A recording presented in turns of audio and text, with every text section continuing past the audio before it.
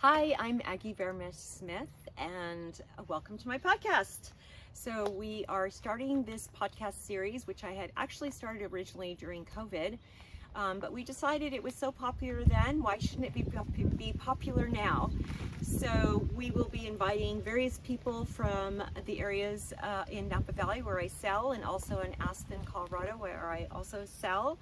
And we're going to talk to some people and learn some fun new things. So I would love to get your feedback. So if you want to send us comments or questions or things or topics you would like to hear about, we'd love to hear from you and share what we have. We look forward to doing more, and I hope you enjoy this podcast.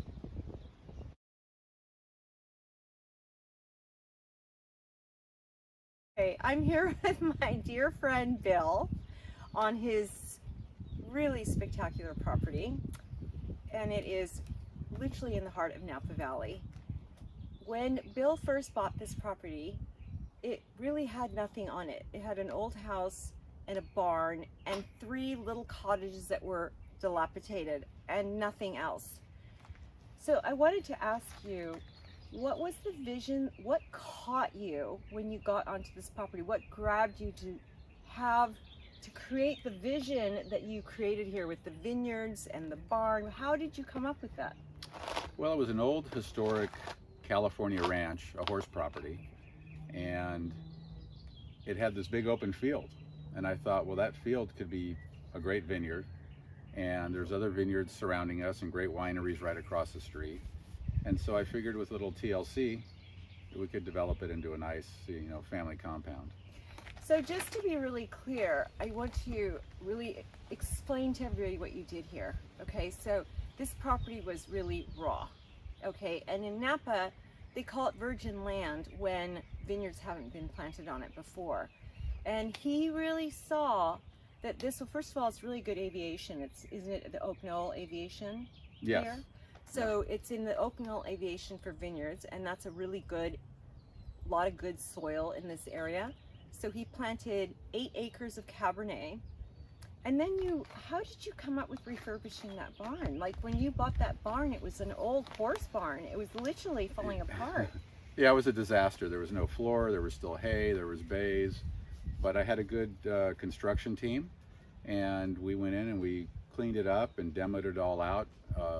And you repurposed so much of the wood. Absolutely. From the barn. And then the other thing that you did that I thought was really cool was you had some really old oak trees here that were really dying. Right. And so you had them cut down and you repurposed them. You put them on the hearth of the fireplace in the cottages. You put it in the bar, in the barn. I mean, that was really clever. You've done a lot of stuff like that here. Right. There was an old dying walnut tree. And so I found a guy who had a portable mill. He came here, he milled the wood. We let it cure for a couple of years, and then we started making things. So I've got a couple of tables, I've got, the fireplace mantles, all kinds of things. And that's all being used here on the ranch. Right, right. I mean, this is one of the cool things I love about this property because, first of all, it's 18 plus acres and really sitting in the heart of Napa Valley. You're literally 5 minutes to downtown Napa. And the location is prime, and it's very, very difficult to get large parcels of land this close into town. So he's really sitting on something very special. And what I love is that you created an environment here where, like, we are sitting and relaxing here together, but you also entertain a lot here. This That's right. Property really kind of speaks to entertaining. Tell us a little bit about how you thought about planning out even that little area over there. Sure, yeah. So after the vineyard, we looked at the property as 2 sections, an entertainment section, which we figured the barn would be the ideal focal point. So we put these big patios here and fire pits, this bocce court here, these beautiful trees to provide shade. And then on the other side of the property, we put the residential area, which is the 3 cottages, which were completely redone, the garages, and then we have a big pad to build a custom home. And so we looked at it that way, 2 different areas that can stay separate.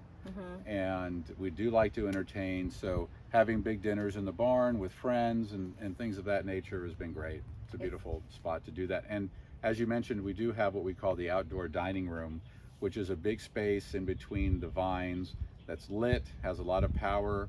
It's got nice rock flooring in there, and you can set a table in there for 100 people and have a beautiful Really? dinner. Yeah. Wow, I'm ready for that party. Do you want an invitation? I do. Let's ask him.